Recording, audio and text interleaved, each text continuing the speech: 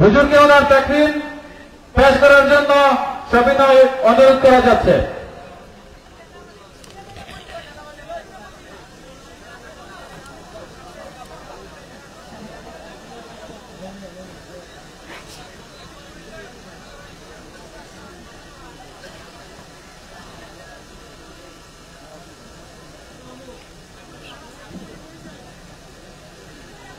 إن الحمد لله نحمده ونستعينه ونستغفره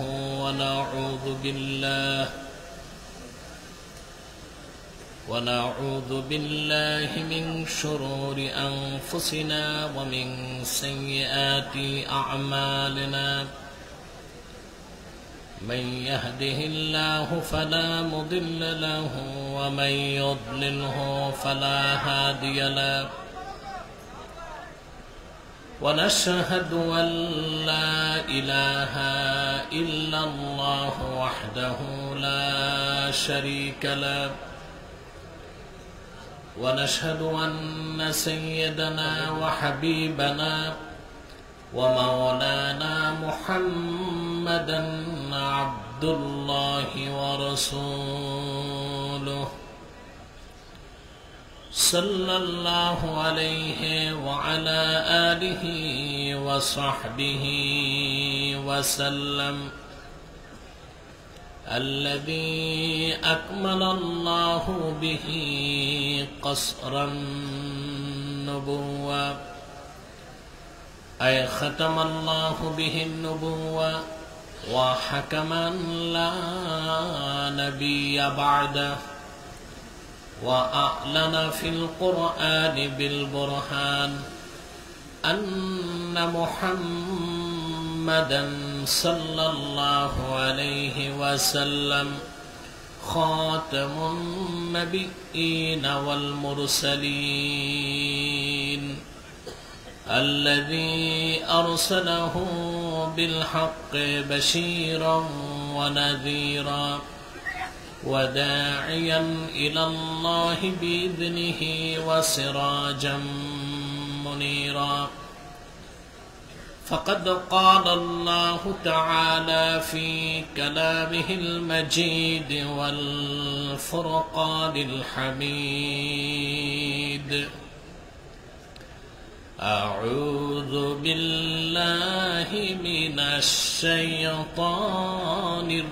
الرجيم بسم الله الرحمن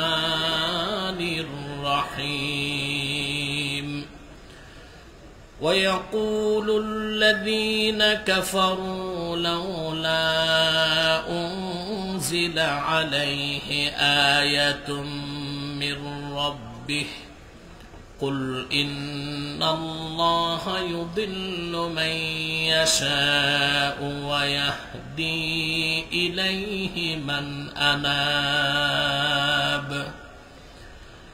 الذين آمنوا وتطمئن قلوبهم بذكر الله ألا بذكر الله تطمئن القلوب صدق الله العظيم وصدق رسوله النبي الكريم ونحن على ذلك من الشاهدين والشاكرين والحمد لله رب العالمين إن الله وملائكته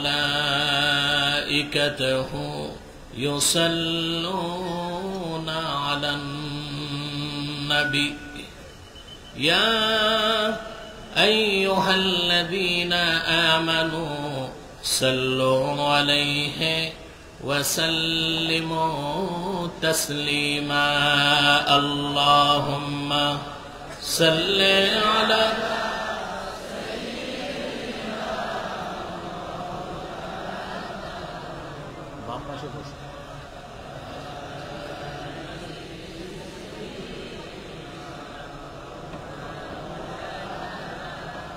زبان খুলে পড়ুন আল্লাহুম্মা صل على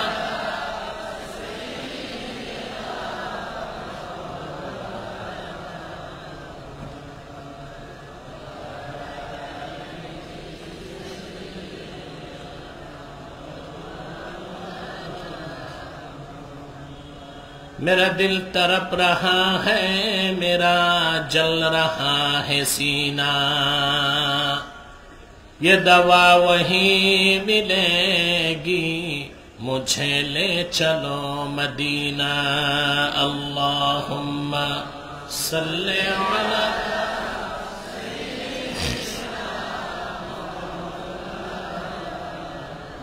वअला आलि सय्यिदिना मौलाना मुहम्मद।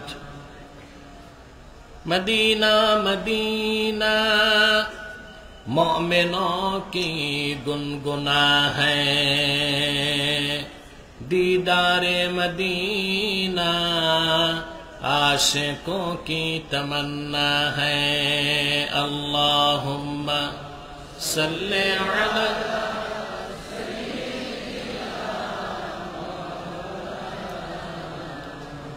वअला आलि सय्यिदिना।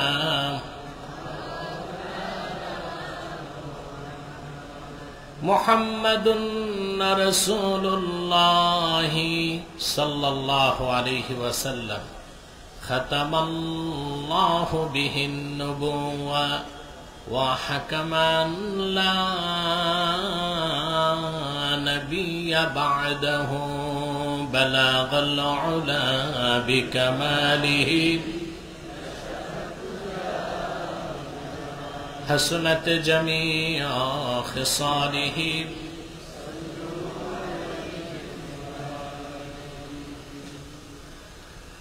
তাহরিকে খতমে নবুয়ত বাংলাদেশ মৌলভীবাজার জেলা এবং ঐতিহ্যবাহী ইনসানিয়া ট্রাস্টের উদ্যোগে আয়োজিত আজকের এই মহতি মাহফিলের সম্মানিত সভাপতি জনাব আব্দুর রহিম আনসার মিয়া এবং আরেক পর্বের সভাপতি মৌলানা জাবিদুর রহমান সাহাব, উপস্থিত উলামায়ে কেরাম, বিশেষ করে আজকে উপস্থিত আছেন রাজনীতির কিংবদন্তি রাজনীতিবিদ জনাব সাইফুর রহমান সাহেবের সুযোগ্য সন্তান নাসির রহমান, উপস্থিত ইংল্যান্ডের মাটিতে যে লোক বাংলাদেশের জন্য বছরের পর বছর সংগ্রাম করেছে জনাব আব্দুল মালেক সাহেব, অন্যান্য রাজনৈতিক দলের সম্মানিত নেতৃবৃন্দ, আগত শ্রোতা মণ্ডলী, প্রশাসনিক দায়িত্বে নিয়োজিত আমার আইন প্রয়োগকারী সংস্থার কর্তব্যরত দায়িত্বশীলগণ,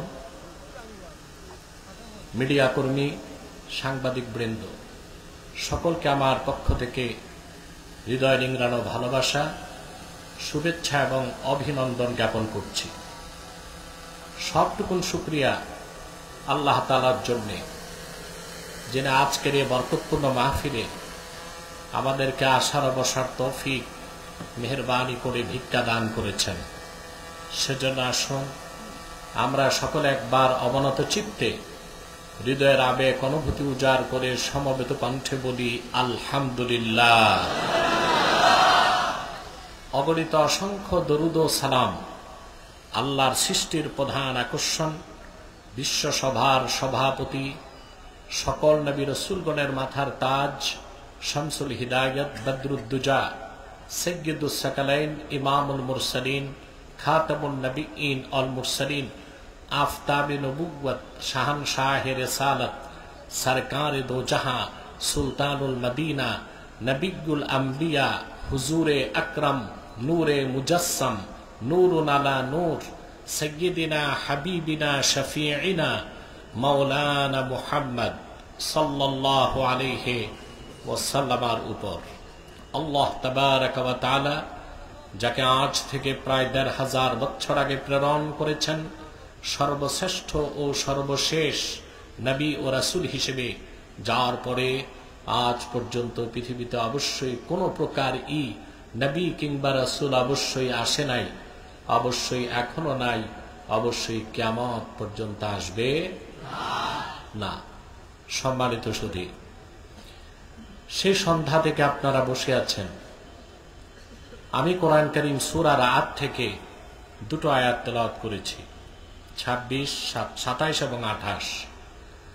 এই দুটো আয়াতকে কেন্দ্র করে আপনাদের ইহকালীন কল্যাণ ও পরকালীন মুক্তির জন্য কিছু কথা নির্ভরযোগ্য মুহাদ্দিস এবং মুফাসসিরদের দৃষ্টিকোণ থেকে আপনাদের সামনে উপস্থাপন করব ইনশাআল্লাহ, যদি আল্লাহ আমাকে আপনাদেরকে তৌফিক ভিক্ষা দান করেন। বলুন আল্লাহুম্মা আমিন। এটা বারবার না, এটা ভ্রমরের মতো ডিস্টার্ব করতেছে। এটা পিছে আর না, আর সামনে না, এবার পিছে যাবে। এটা মনোযোগ নষ্ট করে।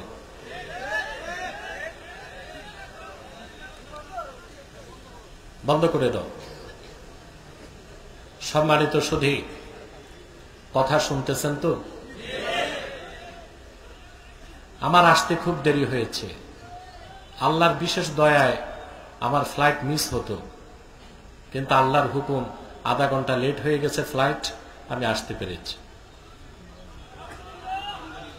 তারপর 1 ঘন্টার পথ আসতে লেগেছে আমার 2 ঘন্টা। পথঘাট খুব বিধ্বস্ত আপনাদের। এগুলো দ্বিতীয় বিশ্বযুদ্ধে বোমা পড়ার পর ঠিক হয়েছে কিনা জানি না, তবে সাইফুর রহমান সাহেব যে কাজ করে দিয়ে গেছে, এরপর 17 বছরে আর কাজ হয় নাই মনে হয় আমার। আশা করা যায় সামনে কাজ হবে। বক্তব্যের শুরুতেই আমি জনাব নাসির রহমানকে আমার পক্ষ থেকে অনুরোধ থাকবে, আল্লাহ যদি তাকে সুযোগ দেন, নির্বাচিত হয়ে সংসদে যান, আমি আশা করি তিনি মন্ত্রিত্ব পাবেন ইনশাআল্লাহ। তো সিলেটবাসী মুসলমানের পক্ষ থেকে একটা কাজ তাকে করতে হবে, একটি পূর্ণাঙ্গ ইসলামী বিশ্ববিদ্যালয় হযরত শাহজালালের নামে সিলেটে স্থাপন করতে হবে। ওনার সাথে আমার প্লেনে সাক্ষাতের পরই আমি চিন্তা করেছি এটা বলবো, এটা দরকার। কুষ্টিয়া ইসলামী বিশ্ববিদ্যালয় অনেক দূরে, ঠিক না? এটা হওয়ার কথা ছিল ঢাকাতে, কিন্তু সব সময় নাস্তিকদের একটা ক্ষুদ্র দল ইসলাম বিরোধিতায় লিপ্ত থাকে। তারা তৎকালীন প্রশাসনকে ভুল বুঝিয়ে ইসলাম বিশ্ববিদ্যালয়কে ঢাকা থেকে সরিয়ে কুষ্টিয়ায় নিয়ে গেছে। তা আল্লাহ যদি তৌফিক দেয়, দেশের মুসলমান এক থাকে, প্রত্যেক বিভাগে এক একটা ইসলাম বিশ্ববিদ্যালয় হবে। আমি দ্বিতীয়টা চাই সিলেটে, আল্লাহ যেন তৌফিক দেন। বলুন আল্লাহুম্মা আমিন। আপনারা এখানে যারা এসেছেন আজকে, আসার পেছনে পার্থিব জাগতিক রাজনৈতিক কোনো স্বার্থ নাই, আছে? আমরা এসেছি আল্লাহ তার রাসূলের রেজামন্দি হাসিল করতে।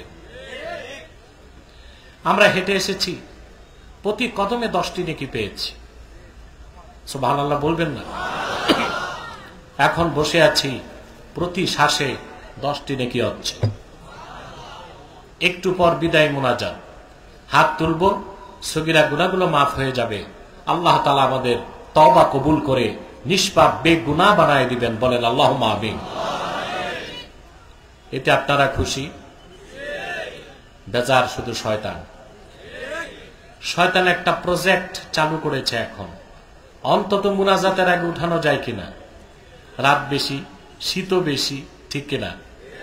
আমরা আজকে শয়তানকে পরাজিত করব। ন্যাক নিয়ত করতে হবে। আমরা নিয়ত করছি কিছুক্ষণ পরে আজকের মুনাজাত করে গুনাহ মাফ করে নিষ্পাপ বেহেশতি আল্লাহওয়ালা হয়ে বাড়ি যেতে চাই। কারা কারা হাত তুলে আল্লাহকে দেখা।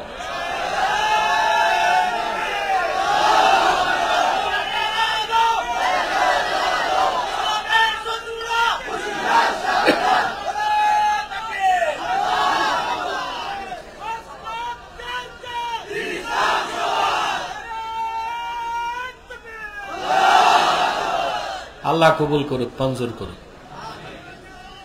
প্রিয় সুধী, আওয়াজ নাই পিছনে? দেখতেছি। মাইকম্যান কোথায়? মাইক ঠিক করো।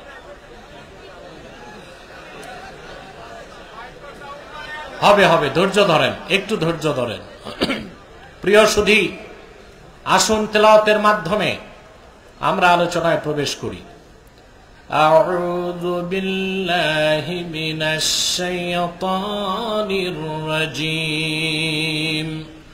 বিসমিল্লাহির রাহমানির রাহিম।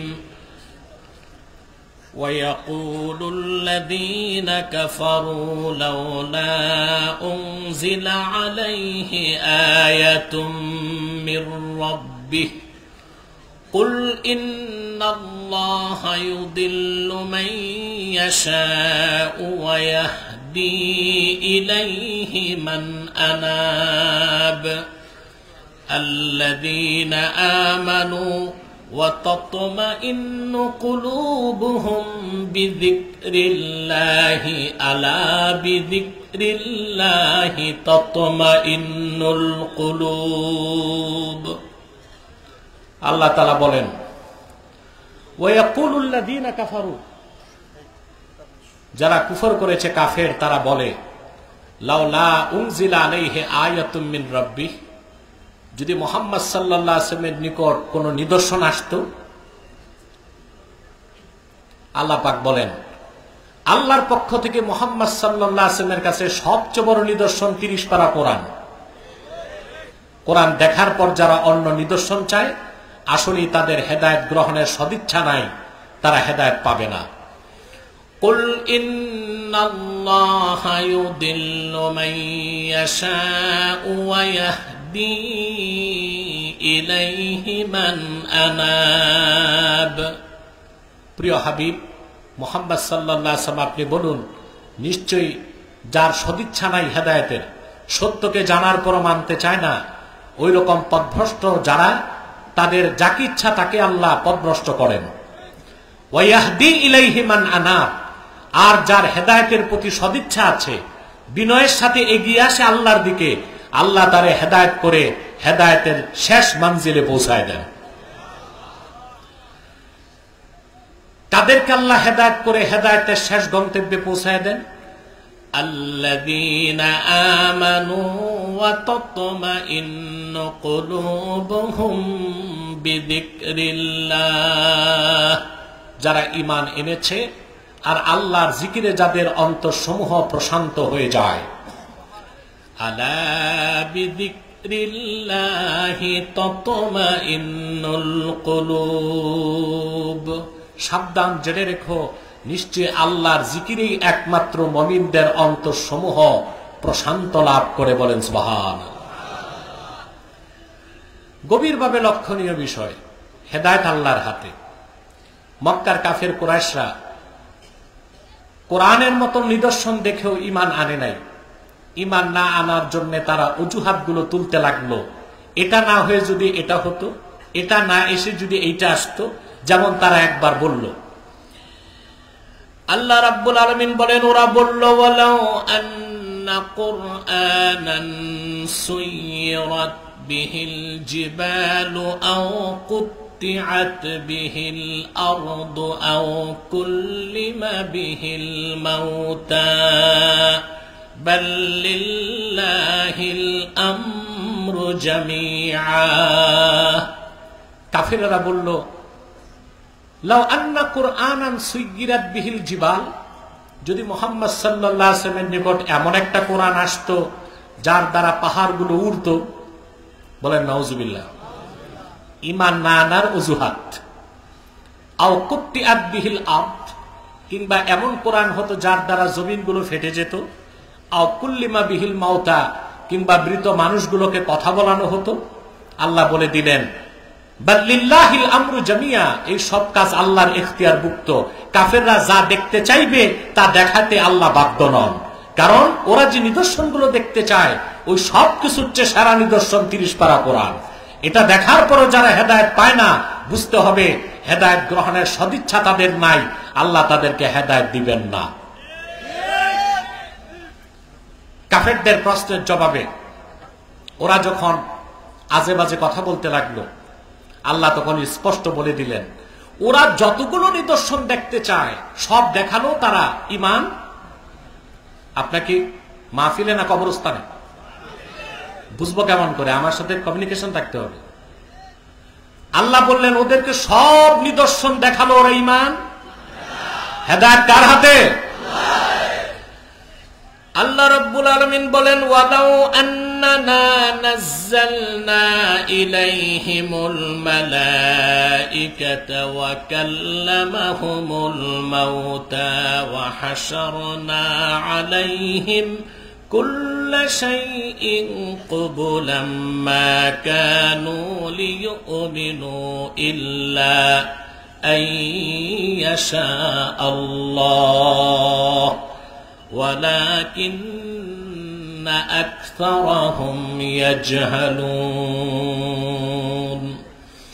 আল্লাহ রাব্বুল আলামিন বলেন, প্রিয় হাবিব মুহাম্মদ সাল্লাল্লাহু আলাইহি ওয়াসাল্লাম, আল্লাহর পক্ষ থেকে যাদের জন্য হেদায়েত নাই ওই সমস্ত অবিশ্বাসী কাফেরদের কাছে আল্লাহ বলেন, আমি যদি ফেরেশতা নাজিল করি কিংবা মৃত মানুষগুলোকে উঠে তাদের সাথে কথা বলানো হয়, তারা যা দেখতে চায় সবকিছু যদি তাদের সামনে উপস্থিত করা হয়, আল্লাহ যাদেরকে চান তারা ছাড়া তাদের মধ্যে বাকিরা ঈমান আনবে না। কারণ ওই সব নিদর্শনের চেয়ে বড় নিদর্শন এই কোরআন। সুবহানাল্লাহ বলে। কাফেররা চেয়েছিল পাহাড় যদি উঠতো, রাসূলুল্লাহ যদি চাইতেন পাহাড় উঠতো কিনা? জোরে বলেন। আল্লাহ রাসূল বলেছেন, লাউ আরাদতু আন তাসিরাল জিবালু মাইয়া যাহাবান ওয়া ফিদ্দাতান লাসারাত,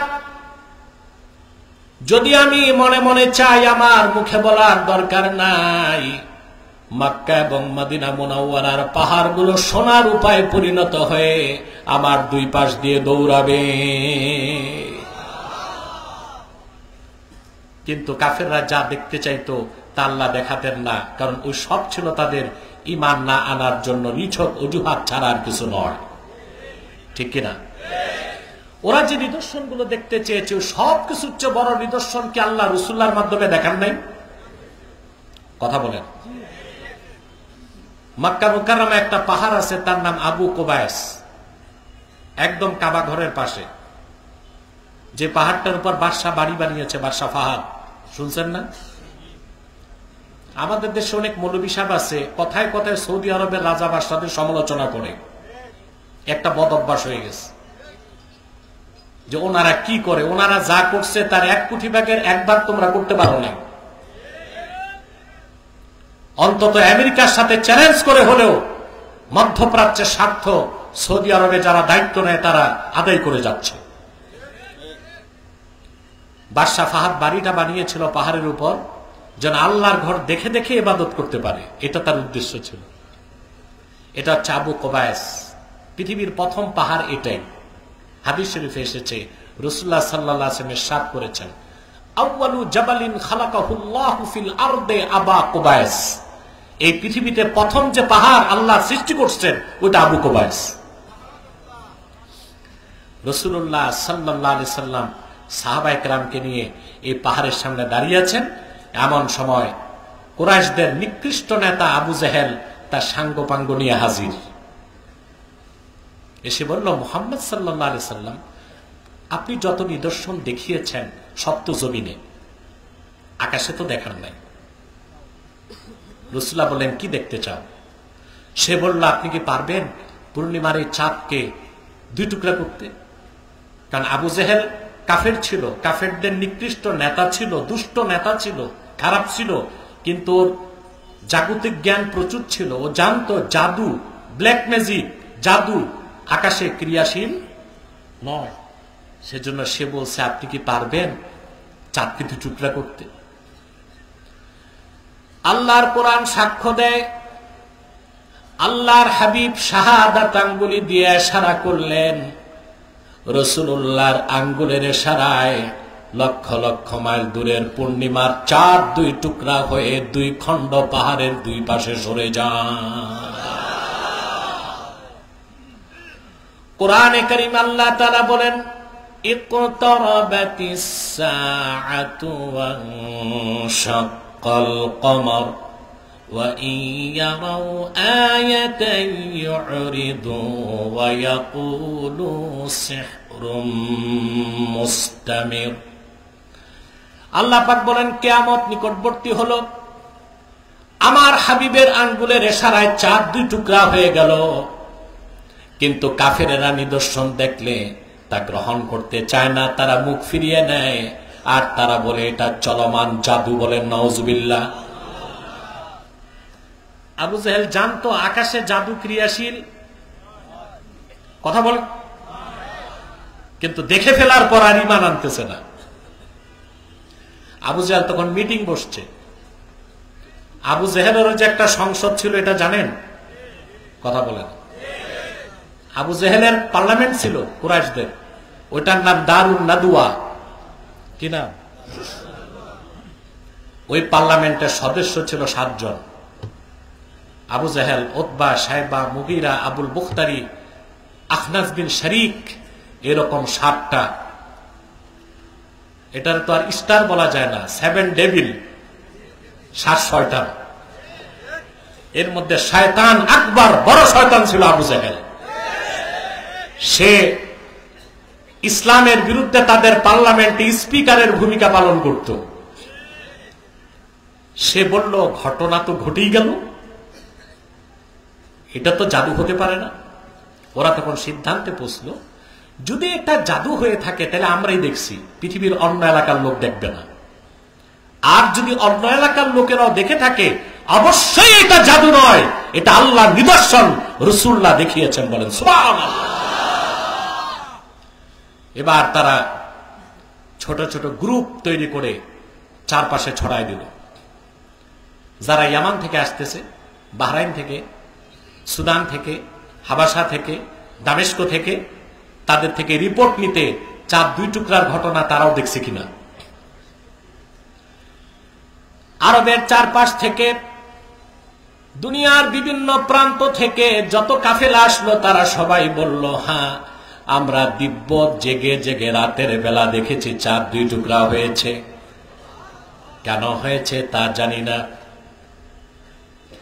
পরে তারা জানতে পারলো আল্লাহর হাবিবের আঙ্গুলের ইশারায় চাঁদ দুই টুকরা হয়ে গেছে। বলেন সুবহানাল্লাহ।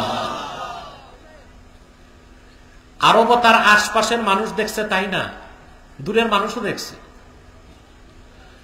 আল্লামা সৈয়দ আনোয়ার কাশ্মীরি রাহমাতুল্লাহি আলাইহি বুখারী শরীফের বিখ্যাত সরা ফায়জুল বারীতে তার তথ্য এসেছে, কদ শাহাদাহু রাজুলুম মিনাল হিন্দে ইসমুহু ভুলরাজ। আল্লাহর রাসূল যখন মক্কায় চাঁদকে দুই টুকরা করে দেখালেন, মক্কা থেকে হাজার হাজার মাইল দূরে ভারতের ভূপালের হিন্দু রাজা ভোলরাজ নিজ চোখে তা দেখতে পেয়েছে। সুবহানাল্লাহ বলবেন না?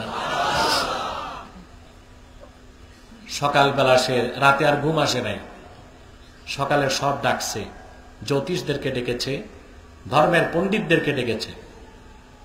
বলল, আমি গত রাতে দেখলাম পূর্ণিমার চাঁদ দুই টুকরা হয়ে গেছে। তারা জিজ্ঞেস করলো, স্বপ্নে দেখেছেন? বলে না, দিব্য জেগে জেগে দেখেছি। বলে আমাদেরকে একটু সময় দেন। কিছুক্ষণ পর তারা জানালো, যা দেখছেন সত্য দেখছেন। বলে কি?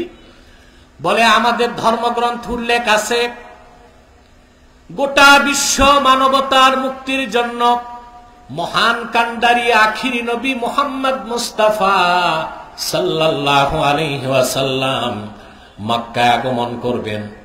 কাফেরদের চ্যালেঞ্জের জবাবে চাঁদকে দুই টুকরা করবেন। আল্লাহর আখিরি নবী মুহাম্মদ সাল্লাল্লাহু আলাইহি ওয়াসাল্লাম মক্কায় আগমন করেছেন। গত রাতে কাফেরদের চ্যালেঞ্জের মোকাবেলায় তিনি চাঁদকে দুই টুকরা করেছেন। আপনি সেই সৌভাগ্যবান, নিজ চোখে যা দেখার সৌভাগ্য লাভ করেছেন।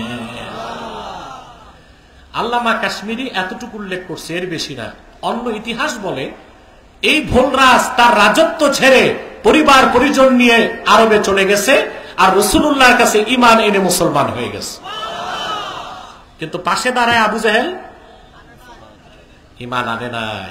কারণ কুল ইন্নাল্লাহা ইউদিল্লু মান ইয়াশাউ ওয়া ইয়াহদি ইলাইহি মান আনাব, আল্লাহ যাকে ইচ্ছা তারে পথভ্রষ্ট করেন, অর্থাৎ যার সদিচ্ছা থাকে না হেদায়েত গ্রহণের, আর যার সদিচ্ছা থাকে আল্লাহর দিকে এগিয়ে আসে, আল্লাহ তাকে হেদায়েত দিয়ে হেদায়েতের শেষ মঞ্জিলে পৌঁছায় দেন। বলেন সুবহানাল্লাহ।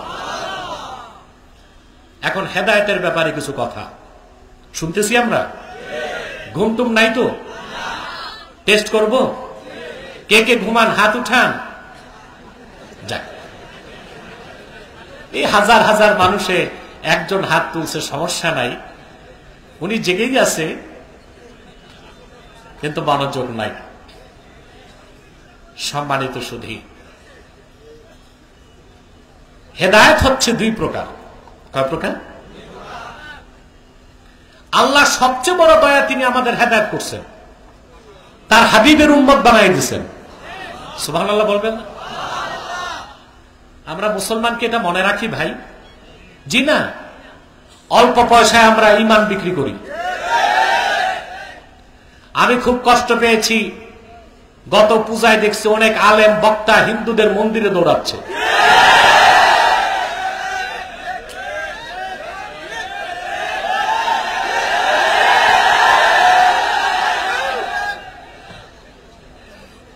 শুধু মূর্তির সামনে মাথা নত করা শিরক নয়, মূর্তি পূজার সমর্থন দেওয়া শিরক। আমি অনুরোধ করব আলেমদেরকে, পীর সাহেবদেরকে, বক্তা এবং প্রবক্তাদেরকে, হিন্দুদের জন্য মায়া লাগে তাদের বাড়িতে যান, বাড়িতে যে দাওয়াত খান। হিন্দু, বৌদ্ধ, খ্রিস্টান, অমুসলিমকে মানবিক সাহায্য করা যাবে। কোন হিন্দুর বাড়িতে আগুন লাগছে, মুসলমান তা নিভাই দিবে। না খেয়ে আছে, খাদ্য দিবে। বস্ত্র নাই, বস্ত্র দিবে। ওষুধ নাই, ওষুধ দিবে। কিন্তু অমুসলিমদের ধর্মীয় কোন কাজে মুসলমান ন্যূনতম সমর্থন জ্ঞাপন করতে পারে না। এই কাজগুলো কেন হয়েছে? 2 পয়সার ভোটের জন্য। আমরা ভুলেই গেলাম যে আমরা রাসূলুল্লাহর উম্মত। আল্লাহর হাবিব যেখানে মূর্তি পূজা ও শিরককে নির্মূল করতে উহুদে রক্ত দিয়েছেন, আল্লাহর হাবিবের উম্মত মূর্তি পূজার ক্ষেত্রে এক বিন্দু শিথিলতা দেখাতে পারে না।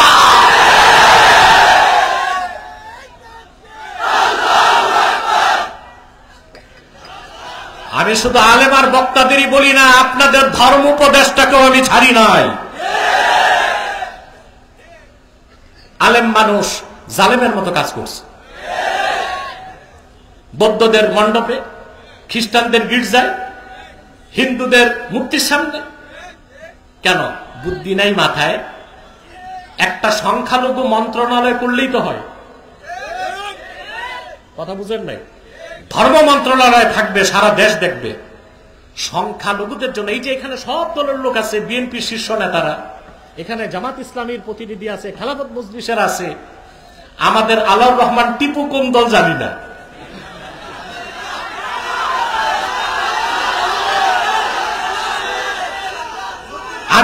আমি তার নামটা কেমনে না বলি। আমি লন্ডন গেছি, উনি যে আমার সাথে অস্থির হয়ে গেছে দেখা করতে, এত ভালোবাসে আমাকে। আমি তারে মাইনাস করতে পারি না।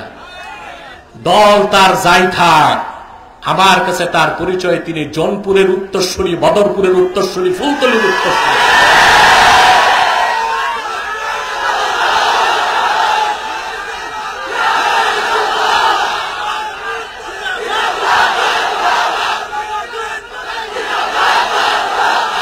প্রিয় বন্ধুগণ,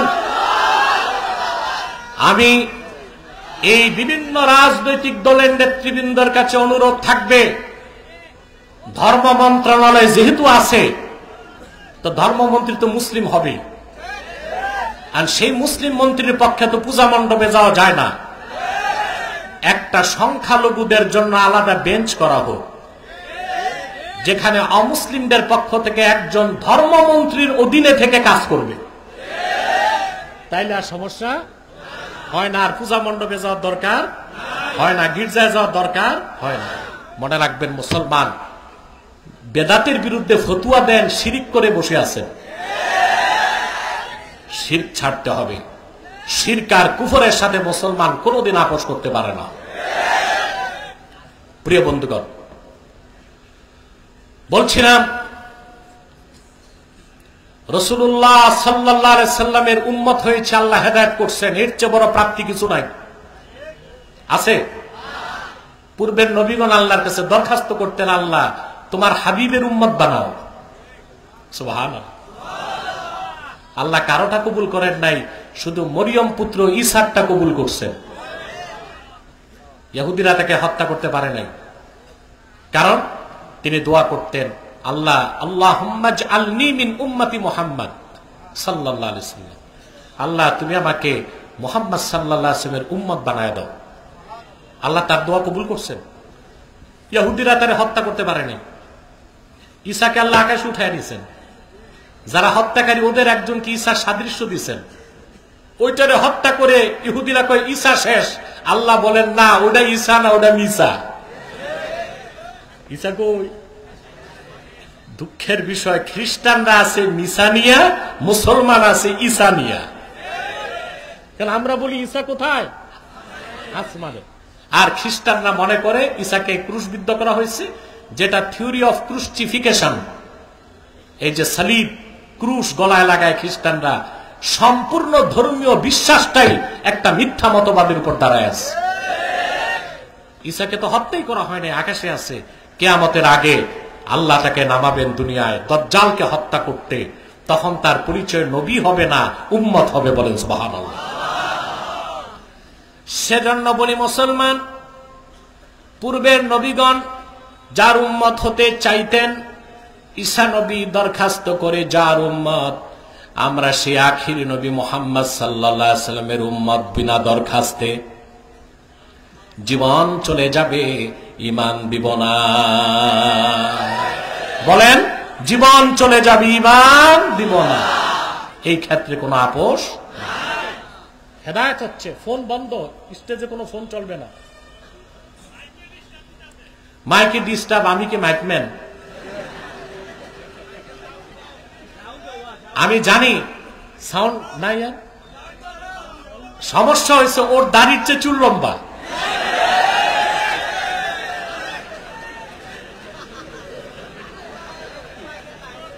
প্রিয় বন্ধুগণ,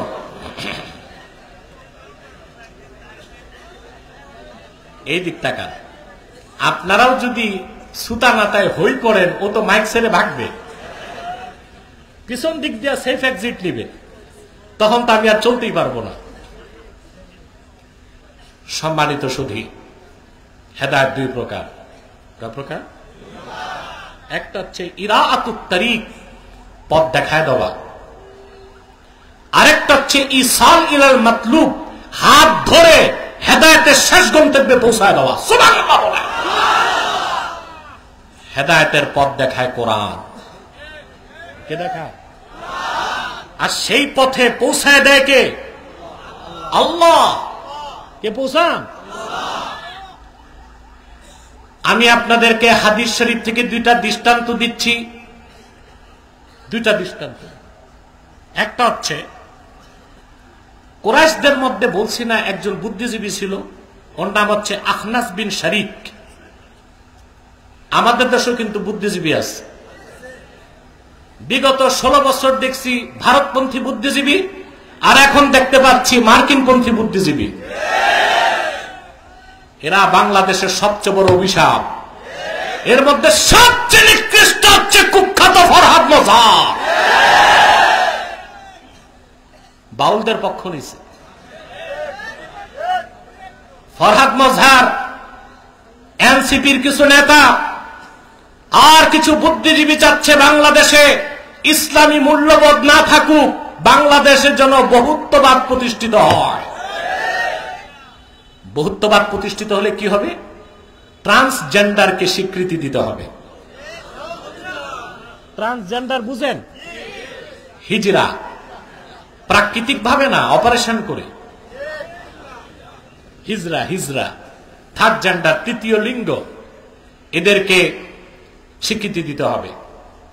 তারপরে freedom of speech, freedom of expression, বাক স্বাধীনতা, মুক্ত চিন্তার মতো পাগলামিকে স্বীকৃতি দিতে হবে। তখন আল্লাহ তার রাসূলের বিরুদ্ধে, কোরআনের বিরুদ্ধে কথা হবে, আইন প্রয়োগ করা যাবে না।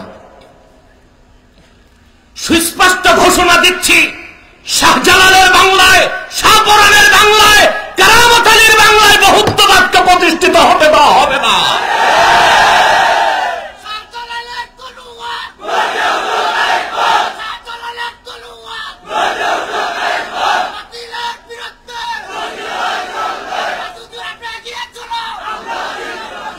প্রিয় বন্ধুগণ, বহুত্ববাদ প্রতিষ্ঠায় পয়সা আসে জর্জ সরস থেকে। এটা হচ্ছে মার্কিন ধনকুব, সে ডিপ স্টেটের অংশ। মার্কিন ডিপ স্টেটে তার ভালো হাত আছে জর্জ সরস। এই জর্জ সরস বাংলাদেশে বহুত্ববাদকে প্রতিষ্ঠিত করতে চায়। আমি মাহফিলে রাজনৈতিক বক্তব্য দিই না, সেটা টক শোতে, ডিবেটে কিংবা আলাদা বক্তব্য দিই, কিন্তু বলতে পারছি না দুঃখের কারণ আব্দুল মালিক সাহেব আছে, তার মাধ্যমে এটা খবরটা লন্ডন পৌঁছাইতে হবে। তারেক জিয়া আসতে পারে না তার মাকে দেখতে।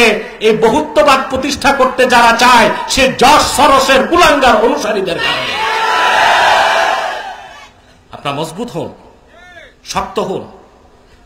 তারেক রহমান সাহেব আমার সাথে কথা বলেছে, আমি বলেছি দিনের পক্ষে, দিনদারের পক্ষে যতদিন থাকবেন মুসলমান থাকবে আপনাদের সাথে। বহুত্ববাদ বাংলাদেশে চলবে না।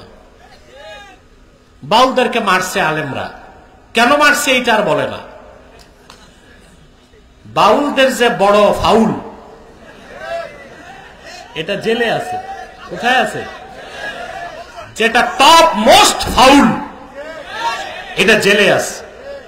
এটার অপরাধ কি? সে আমার আল্লাহর সামনে যে বেয়াদবি করছে তার মুখে নেওয়া যাবে না। শরীয়ত মোতাবেক তার তো মৃত্যুদণ্ড বাজি। মোটে সরকার অ্যারেস্ট করছে, ফরহাদ মজার মাঠে নামছে, আলেমদের দেখে নিবে, কিন্তু আল্লাহর সামনে বেয়াদবি করছে, সেটার বিচার তুমি চাও না। আবার সাক্ষাৎকারে এসে বলতেছে সরকারকে আমাকে অ্যারেস্ট করতে, জেনায়েতুল আব্বাসীকে অ্যারেস্ট করতে হবে। আমি নাকি গৃহযুদ্ধ লাগাতে চাই বাংলাদেশে।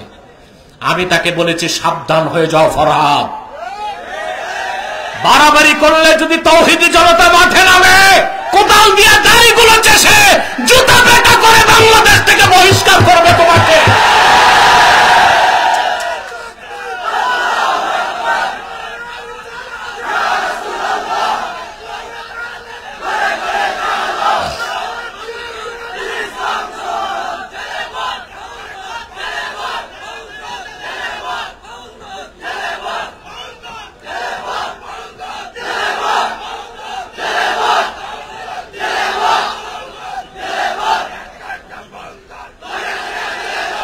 প্রিয় বন্ধুগণ, স্পষ্ট মনে রাখবেন, ইসলাম বাক স্বাধীনতাকে স্বীকৃতি দেয়, কিন্তু বাক স্বেচ্ছাচারিতাকে স্বীকৃতি দেয় না। বাক স্বাধীনতা এক বিষয়, বাক স্বেচ্ছাচারিতা আরেক বিষয়। আচ্ছা ভাই, বাক স্বাধীনতা মানে ফ্রিডম অফ স্পিচ হচ্ছে যা মন চায় তা বলা, এটা মানুষের কাজ। আপনি যে আপনার শ্বশুরকে বলেন দুলাভাই কেমন আছে, দোষ হবে? কথা বলে না। আরে ভাই, বউ টিকানো মুশকিল হবে। আপনি যদি বলেন this is my freedom of speech, এটা আমার বাক স্বাধীনতা, কেউ মানবে? দুঃখ লাগে NCP, national children party, sorry national change party, কি বলেন, ন্যাশনাল সিটিজেন পার্টি। আচ্ছা, এই সিটিজেন পার্টি বা চাইল্ড পার্টি বা চেঞ্জ পার্টি যেটা কোন, এরা পক্ষ নিছে বাউলদের। কাদের? তোমরা এদেশের মুসলমান তোমাদেরকে ভালোবেসে নেতৃত্বে আগায় দিছে, তার মানে তোমরা ইসলামের সাথে বিরোধিতা করবা, তা তো বাংলাদেশে মেনে নেওয়া হবে না। বাক স্বাধীনতা, বাক স্বেচ্ছাচারিতার নামে, ফ্রিডম অফ এক্সপ্রেশন, মন যা চায় তা বলার স্বাধীনতার নামে ইসলাম বিরোধিতার স্থান বাংলাদেশে হবে না। এতে বিএনপি, জামাত, খেলাফত, হেফাজত সবাইকে এক হইতে হবে। বাংলাদেশে যেই রাজনীতি করবে ইসলামকে মূল্যায়ন করে রাজনীতি করতে হবে। ইসলাম বিরোধী রাজনৈতিক কোন দলকে বাংলাদেশে ইস্টাবলিশ হতে দেওয়া হবে না, হবে না।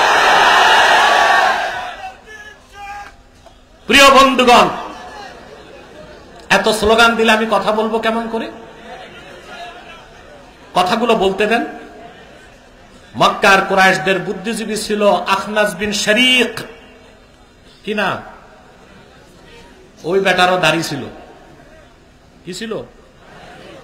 হয়তো বা পাগড়িও লাগাইতো, পড়তো তো জুব্বাই, ছিল কট্টর কাফের, কাফেরদের বুদ্ধিজীবী। শেষ একদিন আবু জেহেলকে বলল, আবু জেহেল, আমি একটা প্রশ্ন করব, তুমি উত্তর দিবা?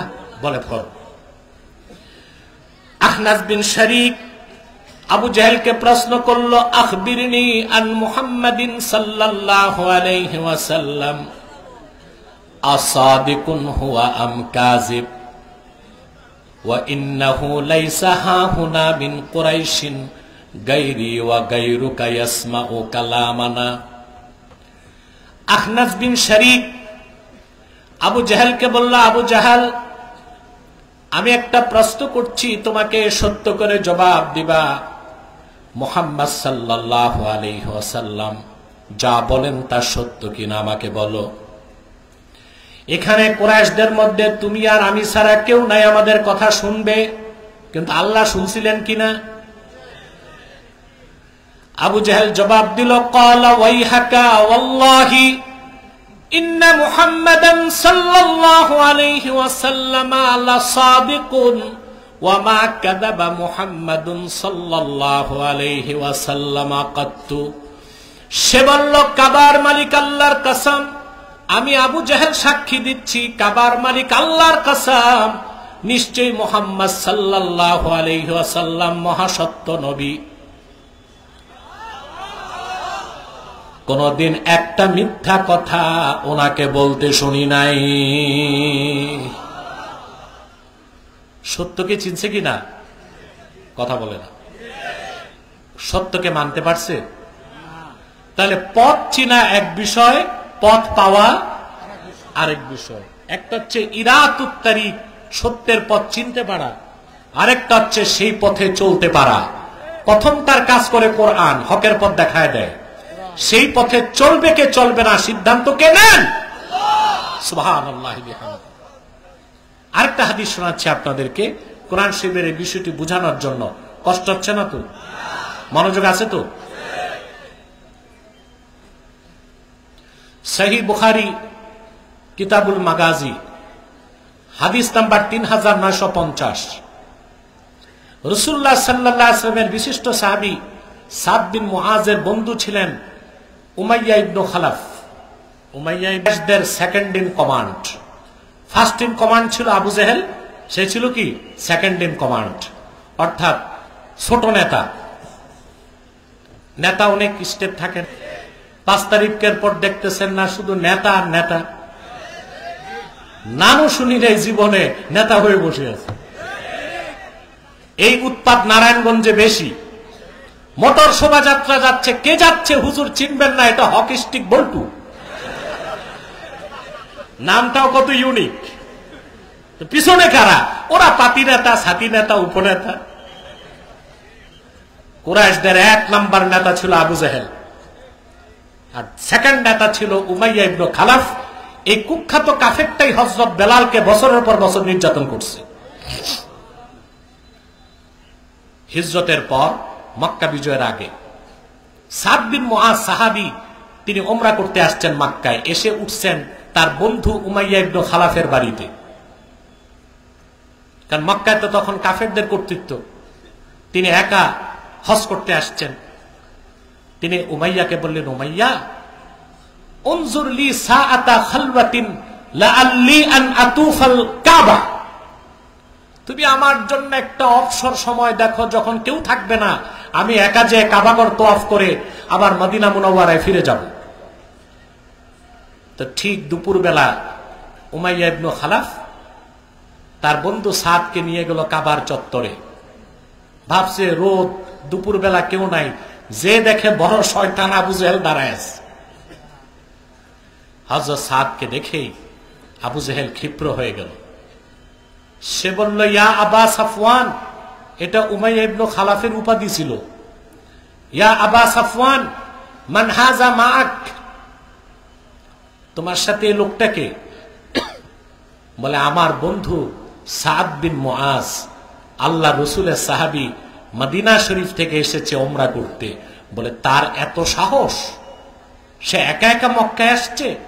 যদি তোমার সাথে না থাকতো আমি তারে কিভাবে মদিনা শরীফ সুস্থ ফিরে যায় দেখতাম। এবার হযরত সাদের হৃদয়ে ইমানের জোশ উছলে উঠল। তিনি চিন্তা করলেন না তিনি মক্কায় একা আর সামনে আবু জেহেল। তিনি পাল্টা জবাব দিলেন, আবু জেহেল, তাহলে আমিও দেখতাম মদিনা মুনাওয়ারার পথ ধরে কিভাবে শাম দেশে ব্যবসা করতে যাও। এত জোরে ধমক দিছে, আবু জেহেল স্তম্ভিত হয়ে গেছে। মুমিন আল্লাহ ছাড়া কাউরে ভয় পায় না। পায়? হায়াত মওতের মালিক কে? আল্লাহ কর্তৃক নির্ধারিত সময়ের 1 সেকেন্ড আগে কারো মৃত্যু আসতে পারে না।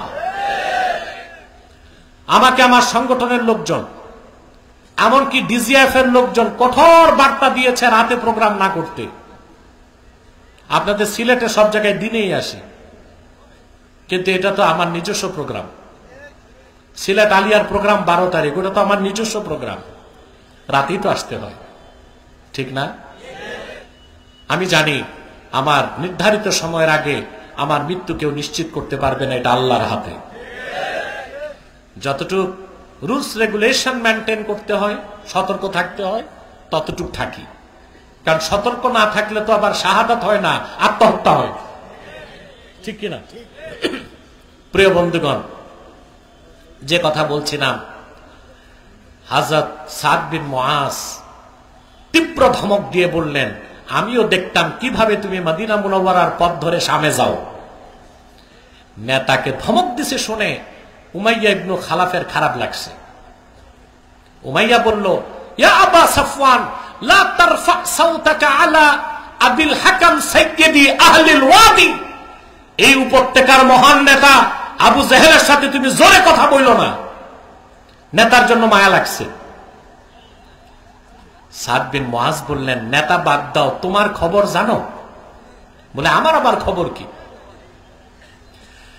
সাদ বিন মুআজ বললেন, আল্লাহর হাবিবকে বলতে শুনেছি তোমাকে হত্যা করা হবে। রাসূলুল্লাহর কথার প্রতি এত বড় কাফের উমাইয়ার কি অগাধ বিশ্বাস ছিল সেটাই বুঝাতে চাচ্ছি। সে বলল, মক্কায় না মক্কার বাহিরে? সাদ বললেন, সেটা রাসূলুল্লাহ বলেন নাই। আমি বুঝাতে চাচ্ছি কি আবু জেহেল কি আবু লাহাব, মক্কার যত কুরাইশ কাফের 13 বছর রাসূলুল্লাহর বিরোধিতা করেছে মক্কায়, যারা যুদ্ধ করেছে মদিনা মুনাওয়ারায় বদর প্রান্তরে, তারা মনে প্রাণে বিশ্বাস করত মুহাম্মদ সাল্লাল্লাহু আলাইহি সাল্লাম যা বলেন সেই কথার প্রতিটি অক্ষর মহাসত্যের সর্বোচ্চ মানদণ্ডে উত্তীর্ণ থাকে। এই কথা শুনে তার হুঁশ গেছে। নেতাও ছাড়ছে, দোস্তও ছাড়ছে, এক দৌড় দিছে বাড়িতে। বাড়িতে যে বউকে ডাকতেছে, ইয়া উম্মা সাফওয়ান, সাফওয়ানের মা তুমি কই? ও তো সাফওয়ানের বাবা। ডাকছে সাফওয়ানের মাকে, নিজের বউকে। একটা কথা মনে রাখবেন, মুমিন বিপদে পড়লে আল্লাহকে ডাকে, সাধারণ মানুষ বিপদে পড়লে মাকে ডাকে, আর অতি বউ ভক্ত যারা তারা বউকে ডাকে। তো সে ছিল বউ ভক্ত, এই জন্য সে তার ছেলে টেলের না ডেকে বউরে ডাকতেছে। বউ দৌড়ে আসছে, কি হয়েছে তোমার? বলে, শুনছো? বলে, কি শুনছি? বলে, সাদ বিন মুআজ জানালো মুহাম্মদ সাল্লাল্লাহু আলাইহি ওয়াসাল্লাম বলেছেন আমাকে হত্যা করা হবে। তার বউ জানতো রাসূলুল্লাহ যা বলেন তা চিরসত্য। তো তার বউ বলল, কোথায়, মক্কায় না বাইরে? একই প্রশ্ন। বলে, এইটা সাদ বলে নাই, কারণ রাসূলুল্লাহ বলেন নাই। উমাইয়া ইবনে খালাফ আবু সাফওয়ান তার বউকে বলল, তুমি সাক্ষী থাকো, ওয়াল্লাহি লা আখরুজু মিন মক্কা, আল্লাহর কসম আজ থেকে আর আমি মক্কার বাইরে যাব না। রাসূলুল্লাহর কথার প্রতি কি অগাধ বিশ্বাস ছিল। সুবহানাল্লাহ বলবেন। শুরু হলো কিছুদিন পর বদর যুদ্ধের দামামা। আবু জেহেল ঘরে ঘরে যায় সৈন্য রিক্রুট করতে, গেছে আবু সাফওয়ানের কাছে, উমাইয়ার কাছে। বদর যুদ্ধে যেতে হবে, তার মনে পড়ছে সাদের কথা। বলে না, আমার শরীরটা ভালো না, আমি এবার বদরে যাব না। আবু জেহেল ছিল দুষ্ট নেতা, পামপট্টি জানত, নেতারা যেগুলো যাবে।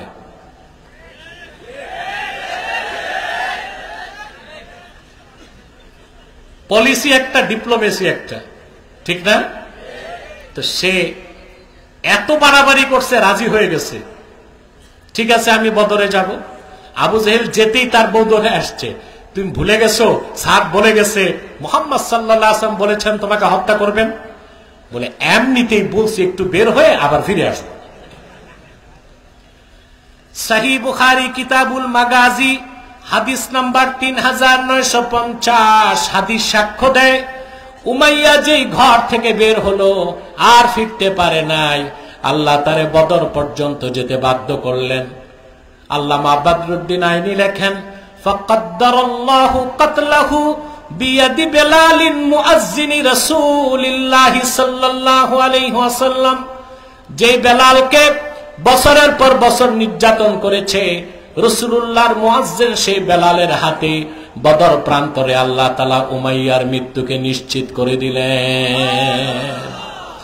আমি বুঝাতে চাইলাম আবু জেহেল সহ সমস্ত কাফেররা জানতো, মদিনা মুনাওয়ারার সমস্ত ইহুদিরাও জানতো মুহাম্মদ সাল্লাল্লাহু আলাইহি সাল্লাম আল্লাহর আখিরি নবী, কোরআন হচ্ছে আল্লাহর বাণী। কিন্তু তাদের সবার পক্ষে ঈমান আনা সম্ভব হয় নাই, কারণ হেদায়েত দুই প্রকার, একটা ইরাতুত তারিক পথ দেখায় দেওয়া, আরেকটা হচ্ছে ইসালিলাল মাতলুব সেই পথে চলতে দেওয়া। এটা আল্লাহর হাতে। সেজন্য আল্লাহ বলেছেন, ইন্নাল্লাহা ইউদিল্লু মান ইয়াশা ওয়া ইয়াহদি ইলাইহি মান আনাব। আল্লাহ যাকে খুশি তারে পথভ্রষ্ট করেন, আর বিনয়ের সাথে সদিচ্ছা নিয়ে যে আল্লাহর দিকে এগিয়ে আসে, আল্লাহ তারে হেদায়েত দিয়ে কামিয়াব করে দেন। এখন চলে যাচ্ছি পরের আয়াতে। বলবো, একটা মানুষেরও মাথা নড়ানো যাবে না। আমি আজকে নন ব্রেক চলেছি, একেবারে নারায়ণগঞ্জ থেকে ঢাকা আসতে মোটামুটি ওই সময়ে চিটাং যাওয়া যায়, এরপর প্লেন, তারপর সিলেট, তারপর সিলেট নামলাম, ওখান থেকে আসলাম। আমাকে মোহন বলেছিল একটু রেস্ট নিতে, কিছু খেতে। আমি দেখলাম মানুষের কষ্ট হবে, আমি না খেয়ে মানুষ কষ্ট না পায়, এটা হচ্ছে আমার ইচ্ছে। আমি আপনাদের আগেই ছেড়ে দিব, কিন্তু যে মেসেজটা দিচ্ছি তা পুরাটা নিতে হবে ইনশাআল্লাহ। আল্লাহ তাআলা বলেন, আল্লাহ বিনয়ের সাথে যারা এগিয়ে আসে তাদের যে হেদায়েত দিবেন, এরা কারা? আল্লাহ বলেন, আল্লাযীনা আমানু ওয়া তাতমাইন্নু কুলুবুহুম বিযিকরিল্লাহ। যারা ঈমান এনেছে আর আল্লাহর জিকিরে যাদের অন্তর প্রশান্তি লাভ করে, বলেন সুবহানাল্লাহ। এখন তো প্রশ্ন আসে, যারা ঈমান এনেছে তাদের আবার হেদায়েত করার দরকার কি? প্রশ্ন আসে। এখানেই হচ্ছে বিষয়টা অত্যন্ত সূক্ষ্ম। একটা হচ্ছে ঈমান আনা। ঈমান আনার দিক দিয়ে সাহাবায়ে কেরামের ঈমান যেমন ছিল, আমাদেরও ঈমান ওই রকম। পার্থক্যটা হয় ইয়াকিন। পার্থক্য কি? ইয়াকিন। ঈমান হচ্ছে ইকরার বিশ শাহাদাতাইন, কালেমা মুখে উচ্চারণ, আর তাসদিক বিল জানান, অন্তরে বিশ্বাস। ঈমানের যে অংশটা অন্তরের বিশ্বাসের সাথে, ওইটার নাম ইয়াকিন। ওই ইয়াকিন সবার সমান হয় না। যারা ঈমান আনার পরে আল্লাহর জিকির মানে এখানে সকাল সন্ধ্যার জিকির নয়, এখানে জিকির মানে 30 পারা কোরআন। যত বেশি কোরআন পড়বে, কোরআন গবেষণা করবে, তাদের ইয়াকিনকে আল্লাহ তাআলা বাড়াতে বাড়াতে অন্তরে তাদের ইয়াকিনকে চূড়ান্ত করে দিবেন, ঈমানকে পরিপূর্ণ করে দিবেন। তারা হেদায়েতের শেষ মঞ্জিলে পৌঁছে যাবে। দুইটা বিষয় খুব সংক্ষেপে বলছি। একটা হচ্ছে জিকির। এখানে আল্লাহ যে জিকিরের কথা বলছেন, এই জিকিরটা সকাল সন্ধ্যার জিকির না। এই জিকির মানে কি? জোরে বলতে হবে। সকাল সন্ধ্যার জিকিরটাও জিকির, সেটা নফল। সেটা কি? কাবাগর তোয়াফ করাও জিকির, এটা ফরজ। সাফা মারওয়ায় দৌড়ানোটা জিকির, এটা হচ্ছে ওয়াজিব। 5 বার আযান দেওয়া জিকির, এটা সুন্নতে মুআক্কাদা। 5 ওয়াক্ত নামাজও জিকির, এটা ফরজ। আর 30 পারা কোরআনকেও আল্লাহ জিকির বলেছেন, এটা ঈমান। সকাল সন্ধ্যার জিকির যদি কেউ না করে, সে কাফের বেঈমান হবে না, সৌভাগ্য থেকে বঞ্চিত হবে। ঠিক না? 5 ওয়াক্ত নামাজ জিকির, এটা যে বাদ দিবে, সে কাফের হবে না, ফাসেক হবে। 30 পারা কোরআন জিকির, এটা এমন জিকির যার একটা বাক্যের, একটা শব্দের, একটা অক্ষরকে কেউ বাদ দিলে কাফের হয়ে যাবে। এখানে আল্লাহ যে বলেছেন আমার জিকিরেই, আল্লাহর জিকিরেই মুমিনদের অন্তর প্রশান্ত হয়, এখানে জিকির মানে কোরআন। অর্থাৎ কোরআন কারীম যত পড়বে বান্দা, তার ইয়াকিন তত বাড়তে থাকবে। সুবহানাল্লাহ। ইয়াকিন বাড়তে বাড়তে চূড়ান্ত রূপ যখন লাভ করবে, তখন তার ইসলামের কোন বিষয়ে আর সন্দেহ থাকবে না, সন্দেহ থাকবে না। আমি একটা দৃষ্টান্ত দিচ্ছি আপনাদেরকে। আল্লাহ যে মৃতকে জিন্দা করবেন, এটা বিশ্বাস করেন সবাই? ঈমান তো সবার আছে, ইয়াকিন কি সবার সমান? ইয়াকিন সবার সমান নাই তো। এখন আমি আপনাদেরকে নিয়ে রাজপথে নামি মিছিলে, সবাই স্লোগান দিবেন, বাঁচলে শহীদ, বাঁচলে গাজী, মরলে শহীদ। পুলিশ একটা টিয়ার সেল মারবে, ঠুস, সব ঠুস, ময়দান খালি। আমি যে কই আছি এটাও দেখবেন না, তাই না বাস্তবতা? ঈমান আনার পরে ইয়াকিনটা সবার চূড়ান্ত পর্যায়ে যায় না। হযরত ইব্রাহিম আলাইহিস সালামের দৃষ্টান্ত কোরআন কারীমে আল্লাহ তাআলা দিয়েছেন সূরা বাকারায় 260 নম্বর আয়াতে। সুবহানাল্লাহ। হযরত ইব্রাহিম একদিন আল্লাহকে ডেকে বললেন, রব্বি আরিনি কাইফা তুহিল মাউতা, হে আমার রব, তুমি আমাকে চোখে দেখায় দাও কিভাবে তুমি মৃতকে জিন্দা করো। সুবহানাল্লাহ বলেন। আল্লাহ রাব্বুল আলামিন বললেন, আওয়ালাম তুমিন, ইব্রাহিম, আমি যে মৃতকে জিন্দা করতে পারি তা কি তুমি বিশ্বাস করো না? তিনি বললেন, ক্বালা বালা ওয়ালাকিন লিয়াতমাইন্না কলবি। সব মুফাসসির একমত, এখানে অর্থ হচ্ছে লিয়াজদাদা ইয়াকিনি। আল্লাহ, মৃতকে তুমি জিন্দা করতে পারো তা বিশ্বাস করি, চোখে দেখাইলে আমার ইয়াকিনটা বেড়ে যাবে। ইয়াকিনটাই হচ্ছে ইতমিনানে কলব, স্যাটিসফ্যাকশন অফ মাইন্ড। অন্তরকে প্রশান্ত করে দেয় যখন অন্তরে ঈমানের নূর ছেয়ে যায় আর ইয়াকিনটা চূড়ান্ত হয়। সুবহানাল্লাহ বলে। হযরত ইব্রাহিমকে আল্লাহ বললেন, ঠিক আছে ইব্রাহিম, তুমি 4টা পাখি নাও, তোমার কাছে পোষ বানাও, তারপর তুমি জবাই করে পাহাড়গুলোতে ছড়ায় দাও, তারপর তুমি ডাক দাও, সব জিন্দা হয়ে তোমার হাতে চলে আসবে। তিনি করলেন, চোখে দেখলেন, তার ইয়াকিনটা বেড়ে গেল।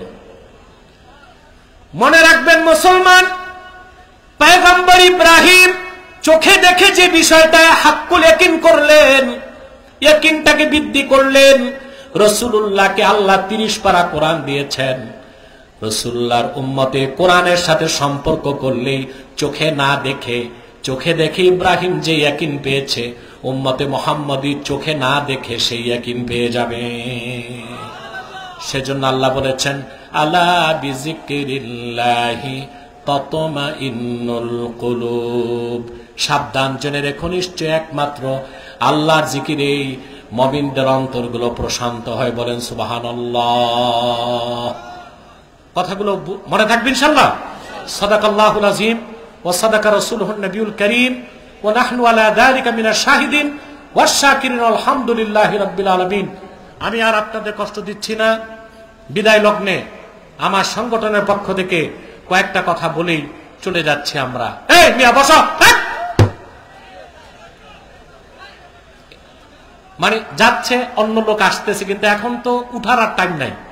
কি বলেন? আর বসছে তো মাগরিবের পর, উঠাউটি একটু করবে আমি জানি, কিন্তু এইগুলোর ধমক না দিলে একটারে দেখে আরেকটাই শিখে। প্রিয় বন্ধুগণ, তাহরিকে খাতমের উপর বাংলাদেশ সারা দেশে কাজ করে যাচ্ছে অরাজনৈতিক ভাবে। তাহরিকেরই স্লোগান বাংলাদেশে বাস্তবায়ন হচ্ছে, মাসলাক যার যার, দিন ইসলাম সবার।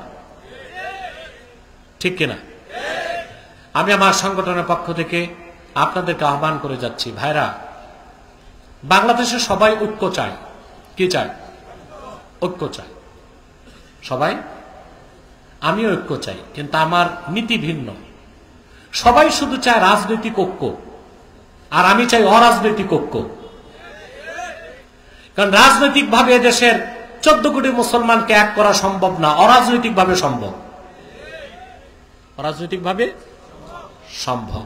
আমি একটা দৃষ্টান্ত দিচ্ছি আপনাদেরকে। আপনারা হাজার হাজার লোক বসে আছেন এত গভীর রাত, মনে করুন, বলেন নাউজুবিল্লাহ, আমি আপনাদের এই আসনে দাঁড়াইলাম, বলেন নাউজুবিল্লাহ, 10 ভাগের 1 ভাগ লোক আমাকে ভোট দিবেন? লজ্জায় তো বলবেন না, আমি তো জানি যে লোকগুলো আছেন 10 ভাগের 1 ভাগ লোক আমাকে ভোট দিবেন না। কারণ রাজনৈতিক ব্যানারে আমি আপনাদের ডাকি নাই, ডেকেছি আল্লাহর কোরআনের কথা বলতে। তাহলে বোঝা যাচ্ছে রাজনৈতিক ঐক্য খুব কঠিন বিষয়। অরাজনৈতিক ভাবে আমরা মুসলমানরা এক হইতে পারি। অরাজনৈতিক ঐক্যের মাধ্যমে যারা ইসলামী রাজনীতি করছেন আমরা তাদেরকে অ্যাপ্রিসিয়েট করি, এবং আমরা চাই বেশির থেকে বেশি ইসলামপন্থী সংসদে যাক।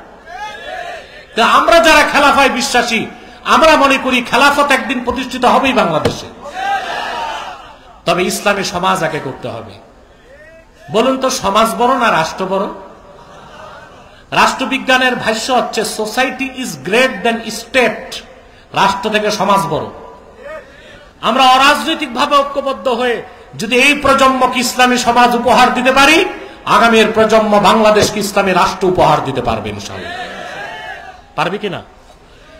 তা আসুন, এখানে আপনারা বিভিন্ন দলের লোক আছেন, এখানে আলিয়া মাদ্রাসার লোক আছেন, কওমি মাদ্রাসার আছেন, জনপুর, বদরপুর, ফুলতলি, ফুরফুরা, বিভিন্ন মাসলাকের পীর মাশায়েখদের অনুসারী আছেন, বিএনপি আছে, জামাত আছে, আওয়ামী লীগও আছে।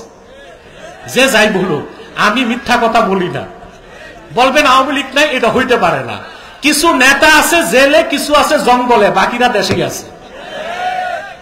অতএব আপনি সব জবাই করে দিবেন, এটা হয় না। যারা মাঠে আছে এদেরকে তওবার সুযোগ করে দিতে হবে, এটা আমি মনে করি। এটা হচ্ছে, এটা যদি না করেন তো বাংলাদেশ সিভিল ওয়ার হবে। পশ্চিমারা এটা চাচ্ছে, সিভিল ওয়ার, গৃহযুদ্ধ লাগাতে বাংলাদেশে। যদি সব দলের মুসলমান এক হইতে না পারেন তাহলে সিভিল ওয়ার হবে, কেউ ঠেকাতে পারবে না। 3টা নীতিতে আমরা এক হয়ে যাব, 3টা বিষয়ে। রাজি? ইসলামের সুমহান স্বার্থ রক্ষায় আমরা ঐক্যবদ্ধ হয়ে যাব, মুসলমানদের মৌলিক দাবিগুলো আদায়ে এক হয়ে যাব, আর বাংলাদেশের স্বাধীনতা রক্ষায় আমরা এক হয়ে যাব। আমাদের এই 3টি স্বার্থের বিরুদ্ধে কাজ করতেছে 3টি অমুসলিম সম্প্রদায়। তার মধ্যে সবচেয়ে জঘন্য হচ্ছে কুখ্যাত কাদিয়ানী সম্প্রদায়। নিঃসন্দেহে তারা কাফের এবং অমুসলিম। তারা আল্লাহর আখিরি নবী মুহাম্মদ সাল্লাল্লাহু আলাইহি সাল্লামকে আল্লাহর শেষ নবী হিসেবে বিশ্বাস করে না। চিল্লায় বলেন নাউজুবিল্লাহ। সেজন্য তারা কি? তাদেরকে যারা কাফের বলবে না, তারা কি? মানুষকে তারা ধোঁকা দেয়। মুসলমানদের মতো দাড়ি রাখে, টুপি লাগায়, নামও রাখে, তাই বলে মুসলমান হবে? আরে ভাই, দাড়ি রাখলে কেউ মুসলমান হইতে পারলে রবি ঠাকুরের চেয়ে বড় মুসলমান কে হইতো? সে কি মুসলিম ছিল না অমুসলিম? টুপি লাগালে মুসলমান হওয়া যায়? দিল্লি পার্লামেন্টে হিন্দু এমপিরাও টুপি লাগায়, সে কি মুসলিম? তারা মুসলিম।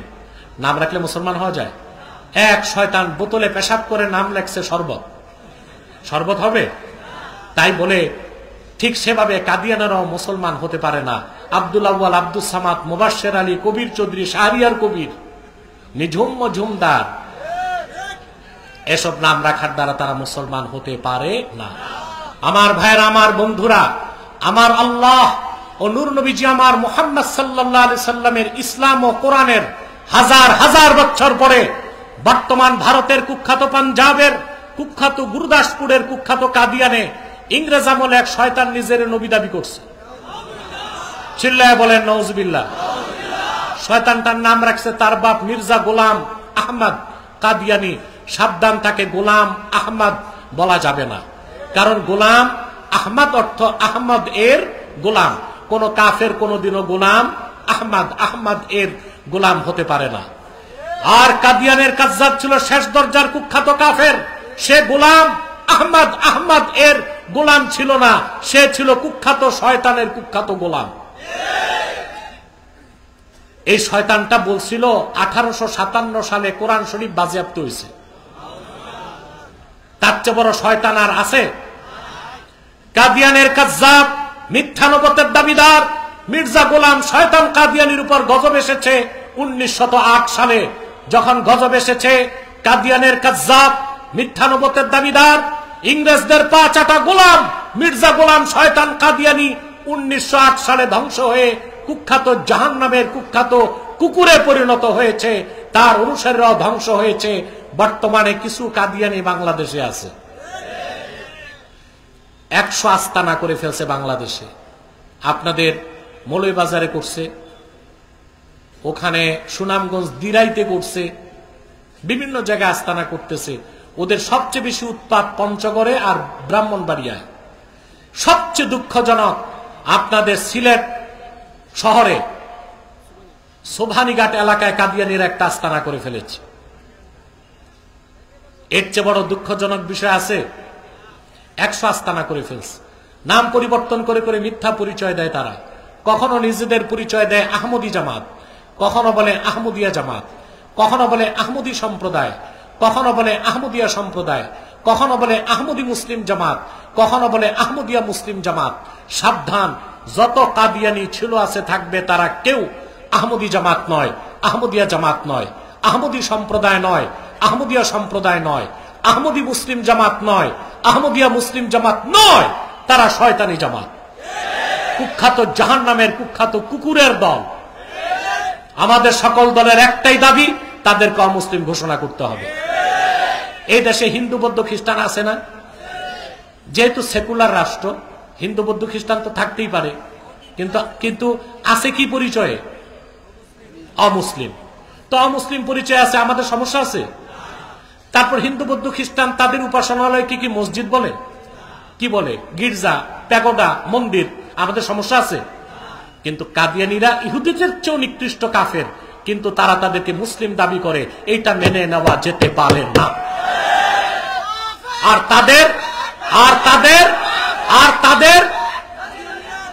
আর তাদের উপাসনালয়কে মসজিদ বলা যাবে না, কারণ এটা হচ্ছে মুসলমানদের অনুভূতিতে আঘাত, মুসলমানদের সাথে প্রতারণা, মুসলমানদের অধিকারের বিরুদ্ধে কাজ করা, মানুষকে ধোঁকা দিয়ে কাফের বানানো। তো সেকুলার রাষ্ট্রের কাজ শুধুমাত্র অমুসলিমদের স্বার্থ রক্ষা করা। আর যে 14 কোটি মুসলমানের রক্ত পানি করা ঘামের পয়সায় মন্ত্রী, এমপি, প্রধান উপদেষ্টার গাড়ির পেট্রোল জলে বেতন হয়, সেই মুসলমানের অধিকার রক্ষা করা হবে না। এইরকম সেকুলার বাংলাদেশ চাই না।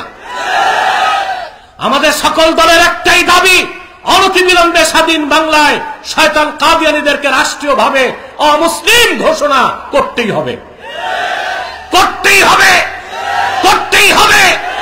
এই দাবি আদায়ে যদি জানো মাল দেবার ডাক আসে, কারা কারা প্রস্তুত আছেন হাত তুলে দেখা।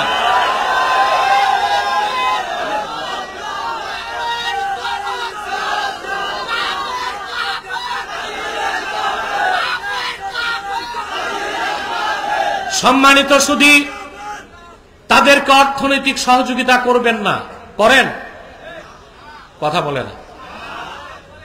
আপনারা বলতে পারেন অমুসলিমদের পণ্যই তো বেশি, চাইনিজ পণ্য, ইন্ডিয়ান পণ্য, আমেরিকান পণ্য সব বাদ দিলে চলবো কেমন করে? অন্যান্য অমুসলিমরা ব্যবসা করে ব্যবসার জন্য, কিন্তু কাদিয়ানিরা ব্যবসা করে যে টাকা লাভ করে সেটা খরচ করে ইসলাম ও মুসলমানের বিপক্ষে। অতএব তাদের পণ্য ধরা কিনা বেচা আপনাদের উচিত হবে? প্রাণ, সিজান, আরএফএল, প্রথম আলো নামের প্রথম অন্ধকার পত্রিকা, ডেইলি স্টার, ভিশন, এগুলো তাদের নৈতিক দায়িত্ব হিসেবে এগুলো ধরবেন না, কিনবেন না, বেচবেন না। মনে থাকবে তো ইনশাল্লাহ? আরেকটা মুসলিম সম্প্রদায় আমাদের যুবকদেরকে ধ্বংস করে দিচ্ছে, এটার নাম হিজবুত তাওহীদ। এটাও একেবারে ইসরায়েল কর্তৃক পরিচালিত। তারা যুবকদেরকে ধ্বংস করতেছে হানি ট্র্যাপের মাধ্যমে। তারা প্রচার করে পর্দা বলে কিছু নাই, বোরকা হচ্ছে বাক্স, ছেলে মেয়ে একসাথে চলাফেরা করবে, ফ্রি মিক্সিং, লিভ টুগেদার। তারা বলে যুবক যুবতী রাজি থাকলে বিয়ে ছাড়াও ফিজিক্যাল রিলেশন হতে পারে। তারা বলে নামাজ হচ্ছে ট্রেনিং, অজু থাকলেও হবে, অজু ছাড়াও হবে। ওরা বলে দজ্জাল বলতে কিছু নেই, আমেরিকায় দজ্জাল। ওরা ইসলামের পরিভাষা বদলাতে চায়। ইসলাম বলে না, বলে ইসলাম। ইমাম বলে না, বলে এমাম। তারপরে নামাজ বলে না, বলে নমাজ। এদের ব্যাপারে সাবধান থাকতে হবে। কথা বুঝতে পারছেন? আমাদের সভ্যতাটাকে যদি ধরে রাখা না যায়, তাহলে মনে রাখবেন আপনাদের অস্তিত্ব শেষ, বাংলাদেশের স্বাধীনতাও শেষ। বাংলাদেশের স্বাধীনতার মূল চেতনা ইসলাম এবং মুসলমান। যারা ৭১-এর চেতনা বিক্রি করে, দেখছেন তাদের পরিণতি কি হয়েছে। এই চেতনা বিক্রি করে বাংলাদেশে চলবে না। এদেশের মানুষ বুঝে গেছে বাংলাদেশের স্বাধীনতার মূল চেতনা ইসলাম ও মুসলমান। ইসলাম ও মুসলমানকে বাদ দিয়া বাংলাদেশের অস্তিত্ব টিকে থাকতে পারে না। পারে? দেশ ভাগ হয়েছে টু নেশন থিওরি, দ্বিজাতি তত্ত্বের ভিত্তিতে। ৪৭-এ যদি বাংলাদেশে মুসলমানের সংখ্যা বেশি না হতো, তা কি পাকিস্তানের অংশ হতো? যদি এটা ৪৭-এ পাকিস্তানের অংশ না হতো, ৭১-এ কি বাংলাদেশ স্বাধীন হতো? ত্রিপুরা, আসামের মতো জীবনও স্বাধীন হতো না। তাহলে মুসলমান সংখ্যা বেশি বলেই তো দেশ স্বাধীন হয়েছে। তাহলে মুসলমানকে বাদ দিয়ে আবার কিসের স্বাধীনতা? কথা বুঝতে পারলাম? আরেকটা মুসলিম সম্প্রদায় আমাদের স্বাধীনতায় হাত দিছে। এটা হচ্ছে খ্রিস্টানদের একটি গুপ্ত দল, ইসাই জামাত। এরা মানুষকে খ্রিস্টান বানায়, বলে তুমি মুসলমান, তবে তুমি ঈসার উম্মত মুসলমান। নাউজুবিল্লাহ। ঈসার উম্মত মুসলমান না খ্রিস্টান? খ্রিস্টান। এরা চাচ্ছে এই দেশে খ্রিস্টানদের সংখ্যা বৃদ্ধি করবে। তারপর একটা মাস্টার প্ল্যান হচ্ছে বাংলাদেশের পার্বত্য চট্টগ্রাম, ভারতের মিজোরাম আর মায়ানমারের আরাকান, এই ৩টা টেরিটরি নিয়ে একটা খ্রিস্টান রাষ্ট্র বানাবে। অতএব এখন যদি আপনারা এক না হন, রাজনৈতিক দলগুলো যদি ঐক্যবদ্ধ না হন, তার দেশের স্বাধীনতা হুমকির মুখে। এই খ্রিস্টানদের ফিতনা আমাদেরকে ২ হাতে নির্মূল করতে হবে। এক থাকবেন? আপনাদের প্রিয় সংগঠন তাহরিকে খাতমে নবুয়ত বাংলাদেশ অরাজনৈতিক ভাবে আপনাদের নেতৃত্ব দিয়ে যাচ্ছে। সকল দাবি দাওয়া আদায়ের আগ পর্যন্ত নেতৃত্ব দিয়ে যাবে ইনশাআল্লাহ। আল্লাহ আমাদেরকে কবুল করুন, আল্লাহ আমাদেরকে মঞ্জুর করুন। আমি সবার জন্য দোয়া করব। দেশনেত্রী বেগম খালেদা জিয়ার জন্য না বললেও দোয়া করতাম, ইতিমধ্যে করে ফেলছি। কারণ এই মুহূর্তে বাংলাদেশের রাজনৈতিক সংকটে খালেদা জিয়াকে দরকার আছে। এটা কারো কাছে খারাপ লাগুক, কারো কাছে কি লাগে আমার দেখার দরকার নাই। এটা বাস্তবতা। বাংলাদেশের এই পলিটিক্যাল ক্রাইসিস সময়ে বেগম খালেদা জিয়ার দরকার আছে। আমরা তার জন্য দোয়া করবো, আল্লাহ থেকে হায়াত দারাজ করুক, সুস্থ করে দিক, এবং তার সন্তান মায়ের কোলে ফিরে আসুক, এটাও দোয়া করে দিবেন।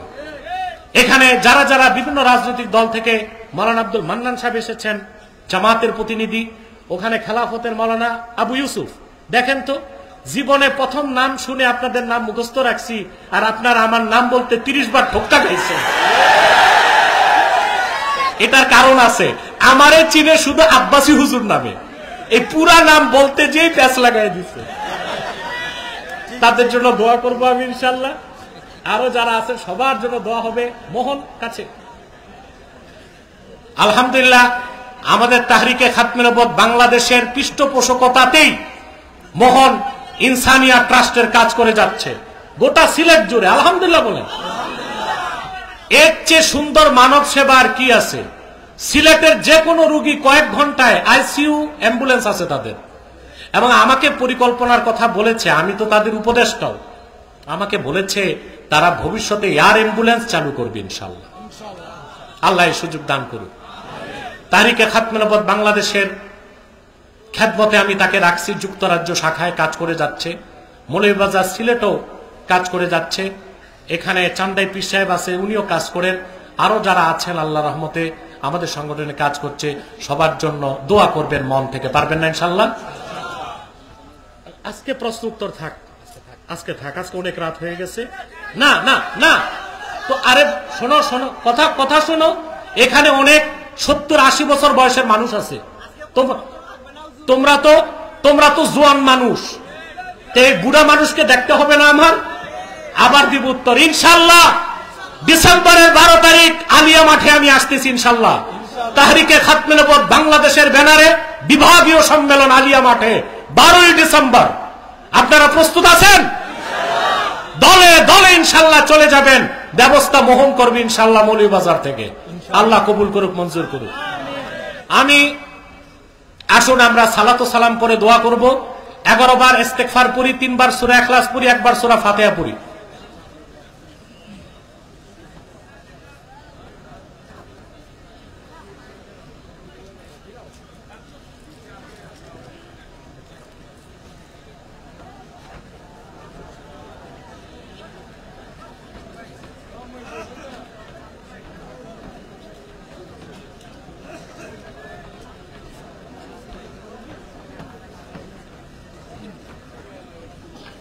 না ইউটিউবার, তোমরা এটা খারাপ কাজ করতেছো। বসো বসো বসো বসো, সব বসো, সব বসো, সব বসো। আর তো কোনো কাজ নাই, কালেকশন তো নাই, আচ্ছা তার বক্তব্য তো নাই।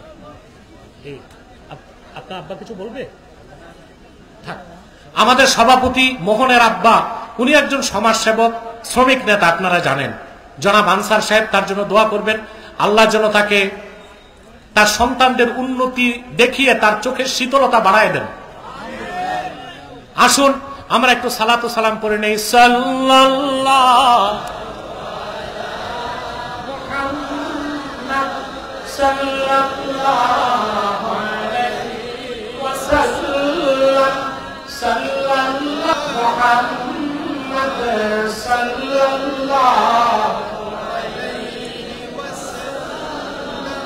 يا نبي سلام عليك يا رسول سلام عليك يا حبيب سلام عليك صلوات الله عليك محمد رسول الله صلى الله عليه وسلم ختم الله به النبوة وحكما لا نبي بعده يا نبي سلام عليك يا رسول سلام عليك يا حبيب سلام عليك صلوات الله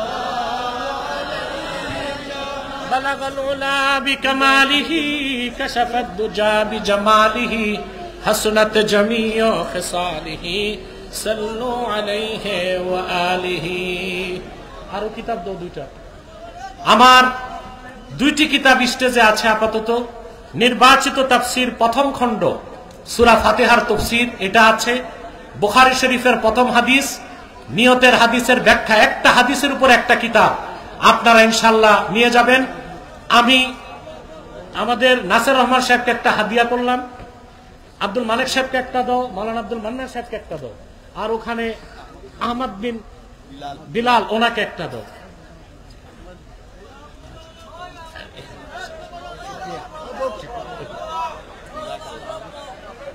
আল্লাহর রহমান টিপু বাদ যাবে কেন, তাকে একটা দাও দাও।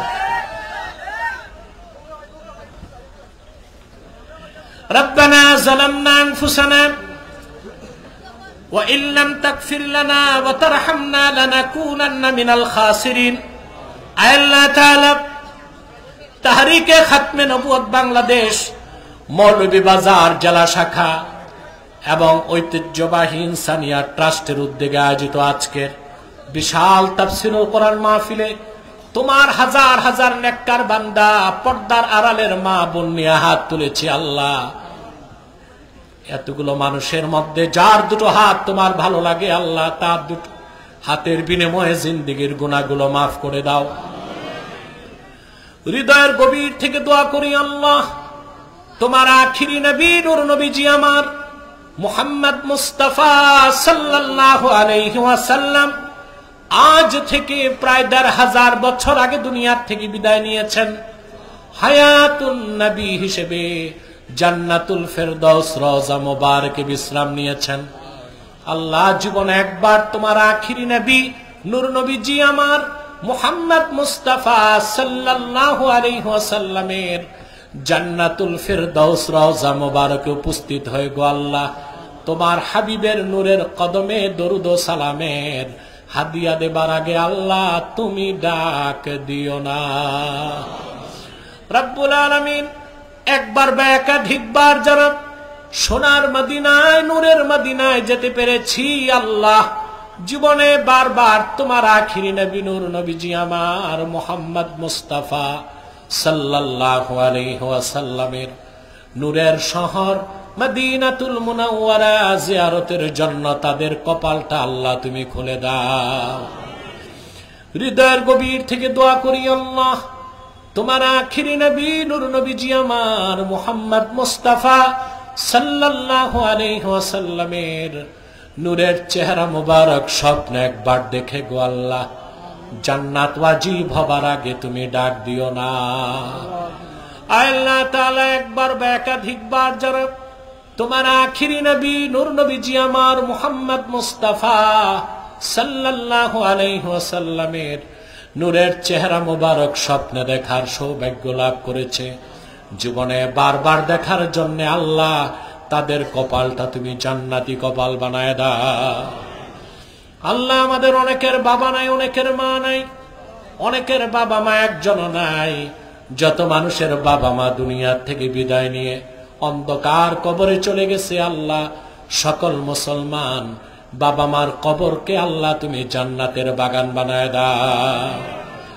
রব্বুল আলামিন তাহরিকে খাতমে নবুয়ত বাংলাদেশ মৌলভীবাজার শাখার নেতৃবৃন্দ কর্মীরা যে মেহনত করেছে, বিশেষ করে ইনসানিয়াত ট্রাস্টের মোহন সহ যারা এই মহতি উদ্যোগে সক্রিয়ভাবে ঝাঁপিয়ে পড়েছে, এলাকাবাসী যারা সমর্থন দিয়েছে, যে যেভাবে সমর্থন দিয়েছে, সকলের ধনমনকে কবুল করে আল্লাহ এই মাহফিলটা আমাদের নাজাতের জরিয়া বানায় দাও। আল্লাহ তাআলা রব্বুল আলামিন অভাবীর অভাব দূর করে দাও, অসুস্থকে সুস্থ করে দাও, অশান্ত হৃদয়কে শান্ত করে দাও। আল্লাহ তোমার কোরআনকে সামনে নিয়ে হাত তুলেছি, আমি সহ যত পাপী এখানে হাত তুলেছে, জিন্দেগীর গুনাহগুলো মাফ করে দাও আল্লাহ। আমাদের প্রত্যেককে তোমার অলির কাতারে জায়গা করে দাও রব্বুল আলামিন। পর্দার আড়ালে আমার মা বোন যারা হাত তুলে বসে আছেন, আল্লাহ তাদের প্রত্যেককে সুখের সংসার দান করো, ঘরে বাহিরে শান্তি দাও, সন্তানগুলোরে তাদের বাধ্য করে দাও। যত কুমারী বোন হাত তুলেছে, বিয়ে হয় না, বয়স বেড়ে গেছে, তাদের প্রত্যেককে এক একজন ইমানদার চরিত্রবান সক্ষম যুবকের দ্বারস্থ করে দাও। আল্লাহ তাআলা মৌলভীবাজারের আমার কলিজার টুকরা যুবকগুলোরে তোমার হাতে তুলে দিলাম আল্লাহ। প্রত্যেক যুবককে খাঁটি ইমানদার বানায় দাও, সহি আকীদার ধারক বানায় দাও, আহলুস সুন্নাল জামাতের অনুসারী বানায় দাও, তাহরিকে খাতমে নবুয়ত বাংলাদেশের সৈনিক বানায় দাও, নামাজি বানায় দাও। যে যুবকটা বেকার তারে কর্ম দাও, যার ব্যবসা আছে ব্যবসায় বারাকা দাও, আর যে যুবকটা বিদেশ যেতে চায় তার স্বপ্নটা পূরণ করে দাও। ভাইরা আমার, একটি মিনিট সময় ছেড়ে দিলাম, চক্ষুটা বন্ধ করুন, দিলটা নরম করুন, মাথাটা নত করুন। আল্লাহর আখিরি নবী নূর নবীজি আমার মুহাম্মদ মুস্তাফা সাল্লাল্লাহু আলাইহি ওয়াসাল্লামের ওসিলা ধরে আল্লাহর কাছে চান, যা চাইবেন তাই পাবেন। যদি পারেন ভাইরা, সারা জীবনের গুনার কথা মনে করে মুনাজাতে আত্মসমর্পণ করে আমার আল্লাহর কাছে 2 ফোঁটা চোখের পানি ছেড়ে দিন আল্লাহর জন্যে। তওবা কবুল হয়ে যাবে, দোয়াও কবুল হয়ে যাবে।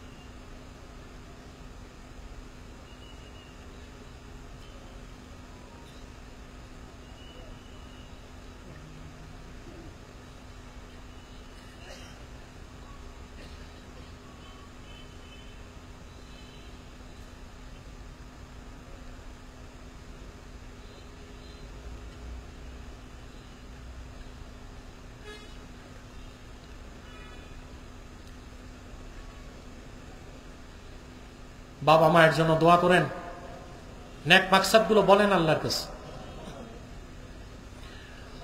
আল্লাহুম্মা ইন্না নাতাওয়াসসালু ইলাইকা বিওয়াসিলাতি হাবিবিকাল মুহতারাম নবিকাল খাতিম সাইয়্যিদিনা ওয়া সাইয়্যিদিল আবরার নবিয়িনা ওয়া নবিয়িল আমবিয়া মুহাম্মদ ইবনে আব্দুল্লাহ নবিয়্যিল্লাহ রাসূলিল্লাহ সাল্লাল্লাহু আলাইহি ওয়াসাল্লাম الذي أكملت به قصر النبوة وحكمت لا نبي بعده وأعلنت في القرآن بالبرهان أن محمدا صلى الله عليه وسلم خاتم النبيين والمرسلين قبل 15 سنة وصلى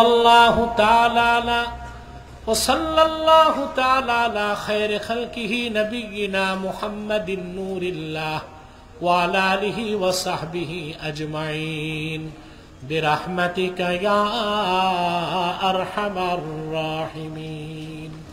السلام عليكم ورحمة الله تعالى وبركاته.